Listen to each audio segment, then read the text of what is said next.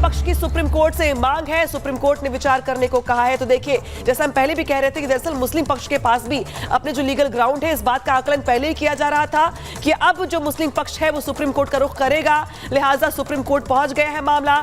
Supreme court से मुस्लिम पक्ष की ओर से जल्द सुनवाई की मांग की गई है, तो वही सुप्रीम कोर्ट ने भी पूरे मामले को लेकर के विचार करने के लिए कहा है। अब देखना यह होगा कि सुप्रीम कोर्ट इस मामले को लेकर के सुनवाई करता है तो कब करता है, और इस सुनवाई के दौरान मुस्लिम पक्ष की जो दलीलें हैं उसको कैसे सुना जाता है।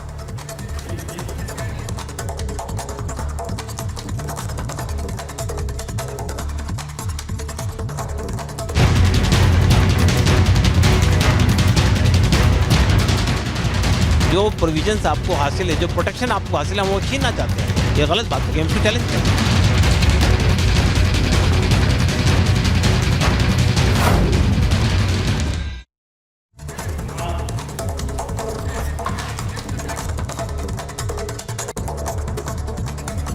संविधान वर्सेस शरिया, ये इसलिए क्योंकि एक तरफ जहां कहा जा रहा है तलाकशुदा मुस्लिम महिलाओं को भी अब भत्ता दिया जाएगा, गुजारा भत्ता, जिससे कि वो भी अपना जीवन अच्छे से बिता सके, उनको परेशानी ना हो, जिस तरीके से और धन की महिलाओं को भी मिला जाता है। वहीं दूसरी ओर शरिया कानून के तहत मौलानाओं का कहना है कि महिलाओं के साथ जो गलत होगा और कहीं ना कहीं शरिया कानून में घुसने की कोशिश हो रही है। क्या कुछ दलीलें दोनों तरफ से सामने आ रही हैं, क्या पूरा मामला है, देखिए इस रिपोर्ट में।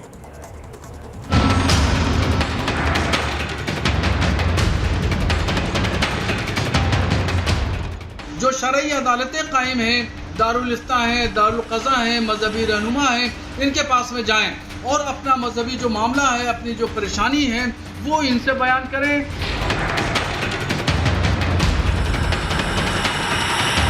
जो प्रोविजंस आपको हासिल है, जो प्रोटेक्शन आपको हासिल है, वो छीनना चाहते हैं। ये गलत बात होगी, हम इसको चैलेंज करें। सुना आपने, ये वही लोग हैं जो संविधान की दुहाई देते नहीं थकते थे, संविधान संविधान का शोर करते थे, संविधान को साथ लेकर घूमते फिरते हैं, संविधान को खतरे में बताते थे, सड़कों से लेकर सदन तक प्रदर्शन करते थे, सभाओं से लेकर शपथ ग्रहण तक संविधान की किताब दिखाते थे।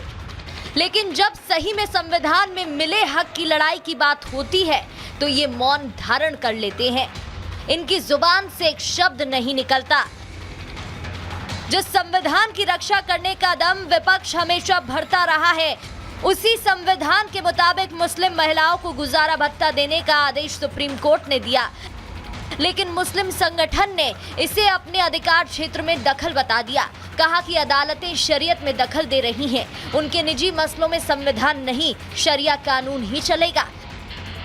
ये जो बात कही जाती है कि वो महिलाओं के हक में उन्होंने फैसला किया है, हमारा मानना ये कि बात सही नहीं है। ये कहना कि शरीयत ने महिलाओं के साथ कोई नाइंसाफ़ी की है जिसका आप फैसला करके दे रहे हैं। तलाक कब होती है? जब रिश्ता चलता नहीं है, मामला ख़राब हो जाते हैं, तब तलाक होती है।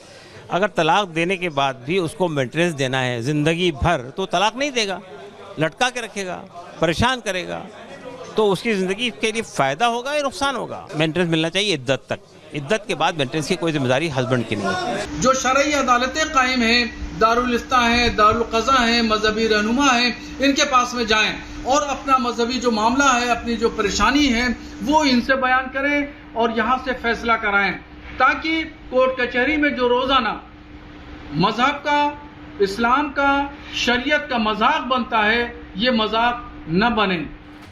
सवाल है कि कौन है ये लोग जो शरीयत की वकालत कर रहे हैं, शरीयत को संविधान से ऊपर रख रहे हैं, और कहां है वो विपक्ष जो सदन के अंदर से लेकर बाहर सड़कों तक संविधान संविधान चिल्ला रहा था। मौलानाओं के ये बयान आपने सुना तो इन्हें विपक्ष के नेताओं ने भी होगा, लेकिन इस पर एक भी विपक्ष नेता बोलने को तैयार नहीं। जिस संविधान को बचाने की दुहाई दी जा रही थी, उसे बचाने के लिए अब कोई आगे नहीं आ रहा। जिस संविधान की रक्षा की बात की जा रही थी, उसी संविधान के तहत दिए गए आदेश पर अब कोई बात करने को तैयार नहीं है। तो क्या संविधान के नाम पर विपक्ष केवल सिलेक्टिव पॉलिटिक्स ही कर रहा था? क्या लड़की हूँ लड़ सकती हूँ का नैरेटिव केवल चुनावों के लिए ही था? एक तरफ जहां गुजारा भत्ता देने के फैसलों को शरीयत के खिलाफ बताया जा रहा है, कानूनी लड़ाई लड़ी जा रही है, तो वहीं बीजेपी इसका मतलब समझा रही है, और जो समाजवादी पार्टी खुद विपक्ष का हिस्सा है, वो इस पर बोलने से बचती नजर आ रही है।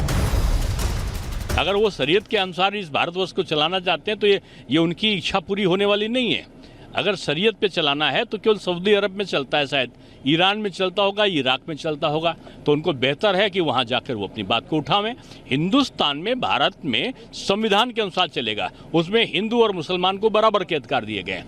हिंदू की अगर बहन की रक्षा है तो मुस्लिम बहन की भी रक्षा होनी चाहिए। मुस्लिम पर्सनल लॉ बोर्ड में जो निर्णय हुए हैं या जो उन्होंने फैसले किए हैं उस पर मुस्लिम पर्सनल लॉ बोर्ड के लोग ही बयान देने का काम करेंगे। अब सवाल है कि क्या विपक्ष शांत रहकर मौलानाओं की बातों का समर्थन कर रहा है? क्या विपक्ष भी संविधान से ऊपर शरीयत को मान रहा है? और अगर ऐसा नहीं है तो जो आवाज चुनाव के समय संविधान को बचाने के लिए उठ रही थी, वो अब मुस्लिम महिलाओं के हक को बचाने के लिए कब उठेगी? Bureau report, Republic Bharat. शरीयत संविधान से ऊपर है। सवाल साथ ही ये भी कि आखिर वो लोग जो पूरे चुनाव में संविधान चिल्लाते रहे, वो इस मुद्दे को लेकर खामोश क्यों है? तो जो लोग खामोश हैं उन पे सवाल खड़े करेंगे आज हम। और कौन कौन वो लोग हैं जरा ये भी जान लीजिए। संविधान चलाने वाले जो मौन है उसमें से सबसे पहला नंबर आता है यहाँ पर अखिलेश यादव का, जो फिलहाल चुप है इस पूरे मामले को लेकर। जयराम रमेश कांग्रेस के जो वरिष्ठ नेता है वो उनकी भी चुप्पी देख रहे होंगे आप। अवधेश प्रसाद यहाँ पर चेहरा देख रहा है, जो इधर से सांसद भी हैं और इस पूरे मुद्दे को लेकर, संविधान को लेकर सबसे ज्यादा इनकी स्पीच आपने सुनी होगी, जिसको लेकर काफी प्रोपोगेट भी किया गया। राहुल गांधी जो हमेशा आपको सदन के अंदर जो संविधान की कॉपी उसको लेकर खड़े दिखाई देंगे। मल्लिकार्जुन खड़गे हैं, सोनिया गांधी है, राहुल गांधी, अखिलेश यादव, अवधेश प्रसाद से लेकर के तमाम वो चेहरे जो पूरे चुनाव में संविधान की परिभाषा गढ़ते रहे, लेकिन जब बात आई महिलाओं की तो चुप्पी साध ली। इस बीच महिलाओं का क्या कुछ कहना है जरा वो भी सुन लीजिए। इतने सालों से ये लड़ाई चल करके आ रही है और अभी भी सुप्रीम कोर्ट के ऑर्डर देने के बाद भी अगर उनके मुंह से ये अल्फाज निकल रहे हैं तो बड़े ही तकलीफ की बात है, बड़े ही हमारे मुस्लिम भाइयों के लिए शर्म की बात है। उन्हें भी समझना चाहिए, उनके घर में भी माँ बहन होंगी, उनके बारे में सोचना चाहिए कि कभी उनके बेटियों के साथ या उनकी बहन के साथ ऐसा हो जाता है तो वो ऐसी सिचुएशन में क्या करेंगी? क्या वो माँ बाप के घर में आकर बैठ जाएंगी? सुप्रीम कोर्ट का फैसला बहुत सही है, क्योंकि एज अ न्यू जनरेशन हमें भी एक सिक्योरिटी चाहिए होती है कि कल को अगर हमारा हस्बैंड किसी भी रीज़न से हमें छोड़ दे तो कम से कम मुझे अपने मायके तो नहीं आना पड़ेगा। शरई कानून जो है वो महिलाओं के लिए भी बराबर के हैं और मर्दों के लिए भी बराबर के हैं, लेकिन हम यानी मुसलमान जो हैं और मुसलमान में ख़ास तौर से मुस्लिम पर्सनल लॉ बोर्ड जो है वो ये चाहता है कि सारे कानून जो हैं शरई वो सिर्फ मर्दों के लिए सही हैं, मर्दों के ऊपर लागू होने चाहिए। औरतों को जो है बिल्कुल उसमें दबा कर रखना चाहिए, उनके लिए कोई कानून नहीं है। और वो अपनी फरियाद को लेकर, चाहे वो गुजारा भत्ते की है, तलाक की है, कोई भी मामला है, उसके लिए वो कहीं नहीं जाएं। तो मेरी राय में सुप्रीम कोर्ट का ये फैसला बिल्कुल सही है कि जो तलाकशुदा महिलाएं हैं उनको गुजारा भत्ता बिल्कुल मिलना चाहिए। इस मुद्दे पर मुस्लिम पर्सनल लॉ बोर्ड इतनी जल्दबाजी ना करें, क्योंकि ये मामला शरीयत से जुड़ा हुआ है और महिलाओं से जुड़ा हुआ मामला है और इंसानियत से जुड़ा हुआ मामला है।